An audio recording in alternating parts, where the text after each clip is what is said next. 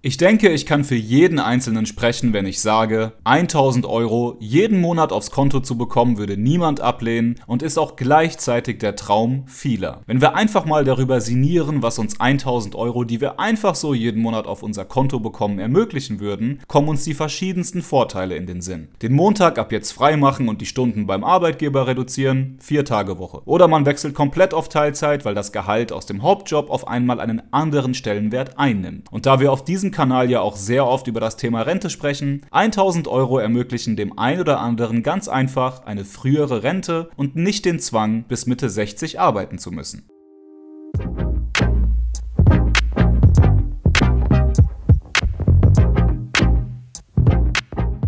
Ansonsten, ihr kennt den Drill, nichts von dem, was ich mache, ist Anlageberatung und auch keine Steuerberatung. Beim YouTube-Algorithmus können wir uns dafür bedanken, dass ich euch nun wieder um Likes, Abos und Kommentare abschnorre. Wenn ihr diesen Kanal unterstützen wollt, lasst einen Like da, lasst ein Abo da und wenn ihr richtig fresh unterwegs seid, auch noch einen Kommentar. Erstens, 1000 Euro im Monat aufzubauen, die wir einfach so auf unser Konto bekommen, funktioniert nicht von einem Tag auf den anderen. Wir benötigen, um das zu schaffen, sehr viel Disziplin. Damit ist gemeint kontinuierliches Investieren, nicht mal hier oder mal da 200 Euro und das war's. Außerdem viel Ausdauer, denn das müssen wir für eine sehr lange Zeit konsequent durchziehen. Die Vorteile sind aber, sobald wir einmal die Disziplin und die Investments im Griff haben, uns einen Plan erstellt haben, rückt das tatsächlich näher und ist realistisch. Was genau müssen wir also unternehmen, um 1000 Euro passiv pro Monat aufzubauen? Zuerst sollte klar sein, dass passiv bedeutet nicht durch aktive Arbeit. Aktive Arbeit ist unser Job. Der Bäcker steht früh morgens auf, um in der Backstube seine Brötchen zu backen und um diese dann zu verkaufen. Und hier muss ich sofort sagen, ich mag die Bezeichnung passives Einkommen überhaupt nicht. Denn wirklich passives Einkommen gibt es nicht und jeder, der euch da etwas vom Gegenteil erzählt, ist in 99% der Fälle ein Scammer. Denn passives Einkommen wird sehr gerne als Catchphrase und Clickbait verwendet. Wenn wir aber wirklich einmal ehrlich sind, gibt es etwas wie passives Einkommen nicht. Denn auch wenn wir früher oder später an den Punkt kommen, an dem unsere Investments uns Einkommen, zum Beispiel in Form von Dividenden ausschütten,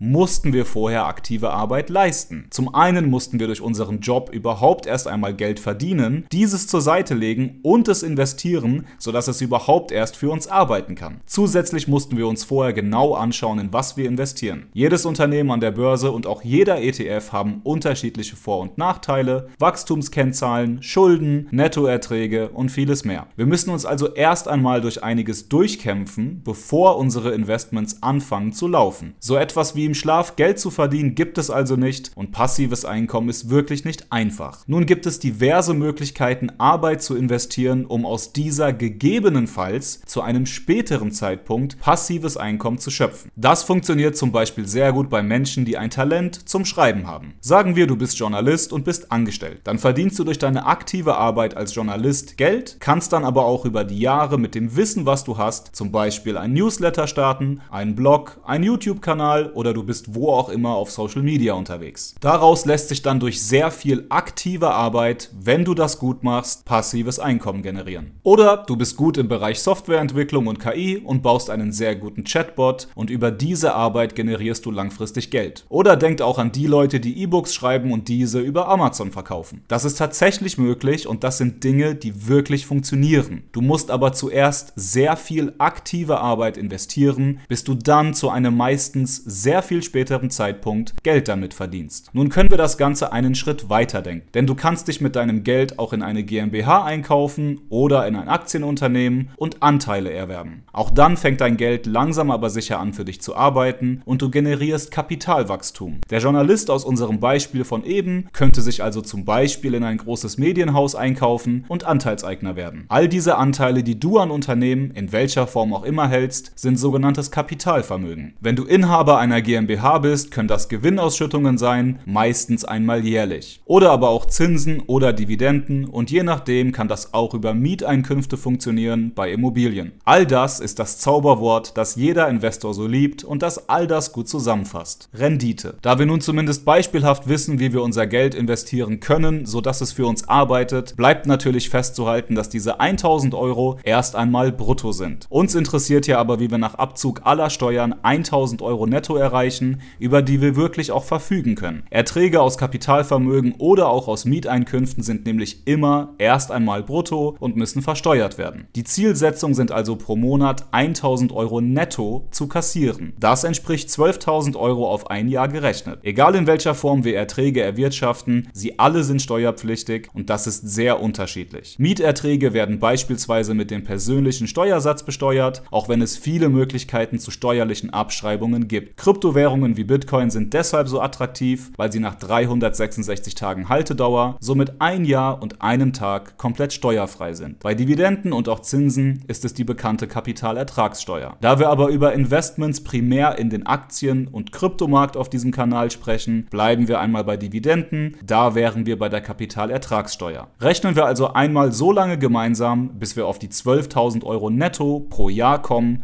nach Abzug der Steuern bei unserem Ziel anhand von Dividenden, wobei die Kapitalertragssteuer greift. Wir geben hier oben also so lange einen Betrag ein, bis wir hier unten auf 12.000 Euro kommen. Ich habe die Kirchensteuer mit einberechnet, da wahrscheinlich die allermeisten in der Kirche sind. Wir testen das mit 14.000 Euro, reicht nicht. Wir kommen nur auf 10.360 Euro netto. Wir rechnen mit 16.500, da kämen wir auf 12.160, fast perfekt. Um fast auf den Cent genau auf 12.000 Euro glatt zu kommen, müssen wir 16.277 Euro brutto pro Jahr an Kapitalerträgen erwirtschaften. Die 1.000 Euro Freibetrag rechnen wir natürlich mit ein. Wir halten also fest, um überhaupt erst einmal in die Nähe von rechnerisch 1.000 Euro netto im Monat zu kommen, müssen wir 16.277 Euro nach Abzug des Sparerpauschbetrags, Kapitalertragssteuer und auch Kirchensteuer erwirtschaften. Nun haben wir mehrere Möglichkeiten. Möglichkeit 1, wir ziehen jedes Jahr unsere errechneten 16.277 Euro aus unseren Investments heraus, damit wir auf den Monat gerechnet 1.000 Euro netto bekommen. Möglichkeit 2, wir reinvestieren unser Geld von Jahr zu Jahr und lassen es weiter für uns arbeiten. Dadurch wird es mehr. Hier müssen wir dann aber ganz genau darauf achten, wie viel wir entnehmen. Übrigens, ich gehe davon aus, dass jeder ein Einkommen hat. Menschen, die einen bestimmten Mindestsatz an Einkommen pro Jahr unterschreiten, zahlen teilweise gar keine Steuern auf Kapitaleinkünfte. Das ist aber ein anderes Thema. Entweder nehmen wir also die Tatsache hin, dass wir unser Kapital schmälern, weil wir mehr Geld rausnehmen, als wir durch die Rendite erwirtschaften. Da verlagern wir das Ganze dann vom Vermögensaufbau hin zur Kapitalentnahme oder auch zum Vermögensabbau. Das kennen wir alle vor allem bei eher älteren Menschen. Du investierst über dein Leben lang dein Geld, baust also Vermögen auf und gehst dann in Rente und baust das Vermögen wieder ab, weil du es ausgibst und es dir gut gehen lässt. Schließlich hast du ja dein Leben lang gearbeitet und dir dieses Kapital aufgebaut. Bei unseren 1.000 Euro werden wir das aber mit genügend Disziplin und Ausdauer auch weit vor dem Renteneintrittsalter schaffen. Das ist das Schöne daran. Wir müssen sicherstellen, dass sich unser Kapital auf einem Level hält, bei dem wir ohne Schmerzen jedes Jahr die 16.277 Euro rausnehmen können und das Kapital trotzdem relativ stabil bleibt oder sogar vielleicht ein wenig ansteigt. Wir müssen also sicherstellen, dass unsere jährliche Entnahme nur so hoch ist, dass die jährliche Rendite, die unser Kapital erwirtschaftet, diese Entnahme wieder ausgleicht. Das Thema ist nun sehr umstritten, ihr alle kennt sicher die 4%-Regel. 4% stellt sich aber gerne als zu viel heraus und wir sollten das etwas nach unten schrauben. Vielleicht auf 3 oder 3,5% pro Jahr. Wer ungefähr 3,5% seines Vermögens jährlich abzieht, wird mit sehr hoher Wahrscheinlichkeit langfristig keine großen Kapitalverluste hinnehmen müssen, da das Vermögen auf einem stabilen Level bleibt. Wir halten also erneut fest, um auf 1.000 Euro netto im Monat zu kommen, müssen wir umgerechnet in brutto pro Jahr 16.277 Euro erwirtschaften, zum Beispiel in Form von Dividenden, oder wir müssen 16.277 Euro aus unseren Investments herausnehmen, beispielsweise bei Kursgewinn. Um zumindest über lange Zeiträume von mehreren Jahrzehnten sicherzustellen, dass unser Kapital nicht geschmälert wird, sollten wir mit 3,5% rechnen. Heißt also, wir benötigen so viel Kapital, dass 3,5% daraus errechnet auf ein Jahr 16.277 Euro ergeben. Somit können wir sehr genau berechnen, wie viel Kapital wir erst einmal aufbauen müssen. In unserem Modell wären das 465.080 Euro, denn davon 3,5% ergeben 16.277,80 Cent, also fast eine Punktlandung auf unsere 16.277 Euro, die wir benötigen. Die Frage ist nun also, wie kommen wir überhaupt an diesen Punkt, dass wir so viel Geld aufbauen? Und hier gibt es nun wirklich eine Vielzahl an Möglichkeiten. Wachstumsaktien wie zum Beispiel Beispiel Nvidia, Dividendenaktien wie Costco oder Pepsi oder auch Kryptowährungen wie Bitcoin. Denn entweder entnehmen wir die 16.277 Euro brutto, indem wir Anteile verkaufen, oder wir bekommen diese in Form von Dividenden ausgeschüttet. Und ob das nun am Ende Einzelaktien oder auch ETFs sind, ist dann natürlich noch einmal ein ganz anderes Thema und hängt von jedem Anlegertypen selbst ab. So oder so, egal in was wir investieren, wir wissen, wir brauchen knappe 465.000 Euro. Wichtig ist hier nur, dass man sich selbst genauestens überlegt, wie man investiert, und hier ist jeder unterschiedlich. Entscheidend ist aber vor allem anderen das Thema Langfristigkeit. Geht zurück auf unseren Punkt am Anfang, dass das nicht von heute auf morgen funktioniert. Hier ist nun die Rendite einer der wichtigsten Gradmesser überhaupt. Leider können wir die Zukunft nicht voraussehen, wir wissen aber, dass zumindest die Weltwirtschaft immer weiter wächst. Aus diesem Grund ist zum Beispiel der MSCI World so beliebt. Ich bin eher ein Verfechter des S&P 500. Das Schöne ist, egal ob wir gleich mehrere Börsenabstürze erleben oder nicht, durch das langfristige Investieren wird das über Zeit sozusagen glatt gezogen. Ganz nach dem Motto, Time in the Market beats Timing the Market. Wir müssen uns hier auf historische Daten stützen, die natürlich nicht aussagekräftig für die Zukunft sind. Der S&P 500 hat aber im Schnitt noch vor Inflation und vor Steuern über die letzten 20 Jahre knappe 12% pro Jahr abgeworfen und auch damit den beliebten MSCI World outperformt. Die Inflation abziehen müssen wir. Ziel der Preisniveau-Stabilität bei uns in Deutschland ist die Inflation nahe, aber unter 2% zu halten. Auch in den USA ist eine jährliche Inflationsrate von 2%, zumindest langfristig gesehen das Ziel, auch wenn sie im Moment etwas höher liegt. Nach Inflation würden wir beim S&P 500 langfristig also bei 10% Rendite liegen. Da wir die Steuern bereits bei unseren brutto 16.277 Euro mit einkalkuliert haben und vor allem während des Vermögensaufbaus meistens nur Buchgewinne erzielen, die wir nicht verkaufen, ist das also alles berücksichtigt. Bei Dividenden oder Zinsen ist das natürlich etwas anderes. Um noch ein Stück konservativer unterwegs zu sein, rechnen wir statt 10% pro Jahr mit 9%, einfach nochmal 1% abgezogen. Der S&P 500 ist aber nicht umsonst der stärkste Index der Welt und der Gradmesser für die gesamte Weltwirtschaft. Mit 9% beim S&P zu rechnen ist also auf keinen Fall unrealistisch oder utopisch. Jetzt kommen wir zum letzten und möglicherweise auch interessantesten Part für heute, nämlich der Frage, wie lange es jetzt also dauert, das Kapital, das man benötigt, aufzubauen. Ich fasse erneut einmal zusammen. Um 1.000 Euro pro Monat netto aus unseren Investments zu generieren, müssen wir mindestens 16.277 Euro brutto pro Jahr entweder entnehmen oder in Form von Ausschüttungen generieren. Wenn wir sicherheitshalber mit einer Entnahmerate von 3,5% rechnen anstatt 4, brauchen wir dafür stolze 465.080 Euro. Keiner hat gesagt, dass passives Einkommen einfach ist. Wir könnten hier jetzt Ewigkeiten über die verschiedensten Statistiken, Variablen, wissenschaftliche Arbeiten und was auch immer sprechen, aber diese Zeit erspare ich uns allen.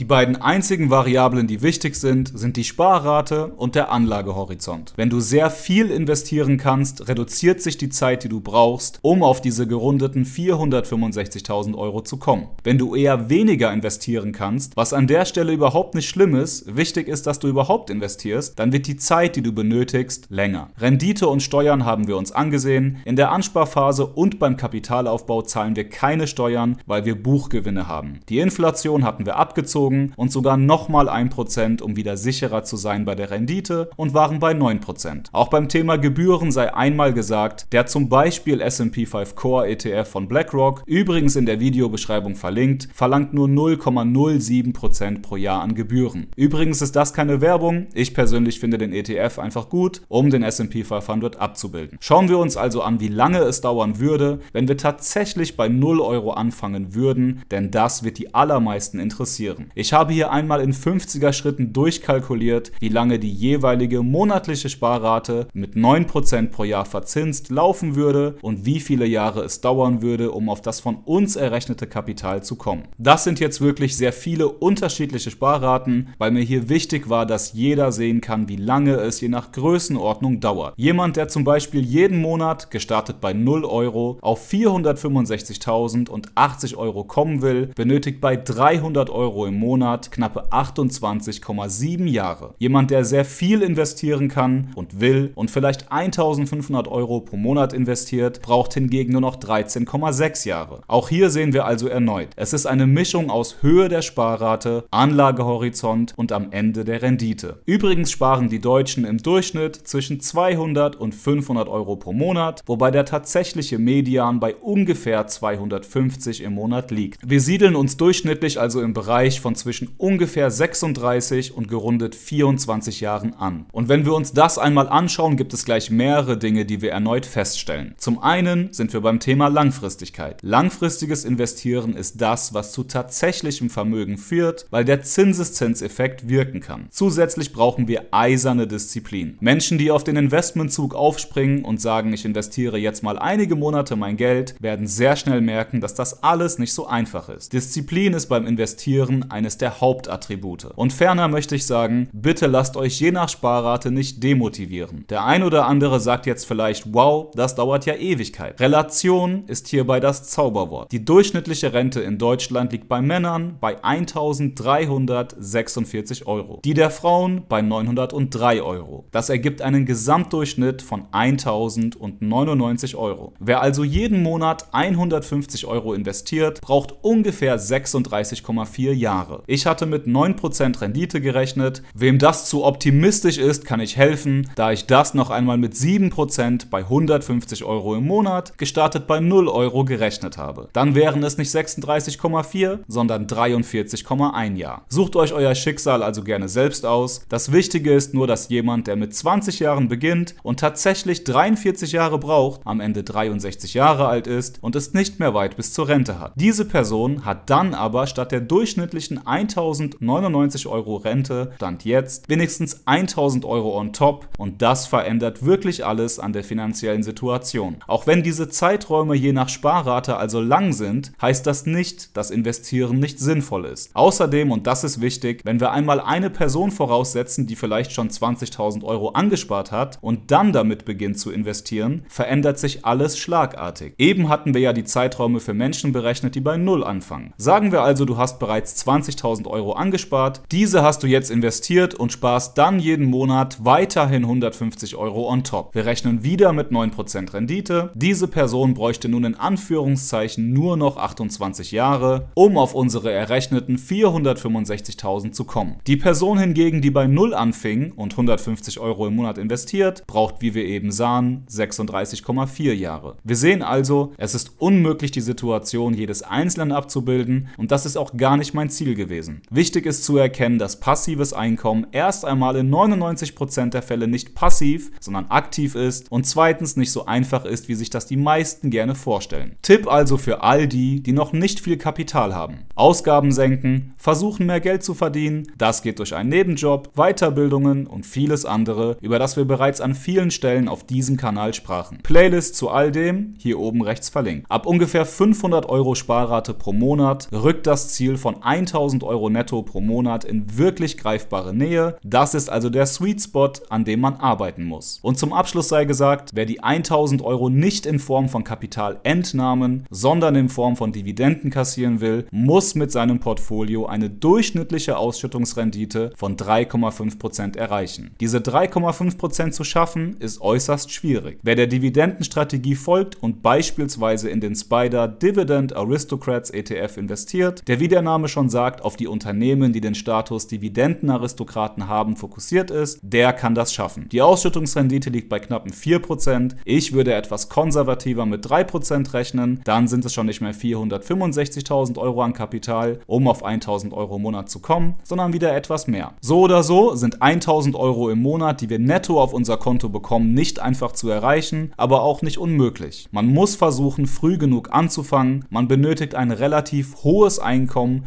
denn nur so bleibt auch eine hohe Sparrate übrig. Man muss langfristig orientiert investieren und man benötigt die angesprochene Disziplin. Sehr wichtig sind renditestarke Assets, deshalb sprechen wir auf meinem Kanal sehr oft genau von diesen, nämlich den Assets, die die höchste Chance auf Outperformance bieten und es ist kein Geheimnis, dass ich ein Freund vom konzentrierten Investieren bin. Bitcoin gehört heutzutage wirklich in jedes Portfolio und wer einen stattlichen Anteil Bitcoin beimischt, wird in den meisten Fällen sehr wahrscheinlich einiges an Zeit sparen können, um das Ziel von 1000 € im Monat zu erreichen. Damit hoffe ich, dass dieses Video heute noch einmal ordentlich dazu beigetragen hat, zu motivieren. Ich würde mich freuen, wenn du mir in die Kommentare schreibst, ob es dich motivieren konnte und ob du viel mitnehmen konntest. Wir sehen uns in alter Frische nächste Woche.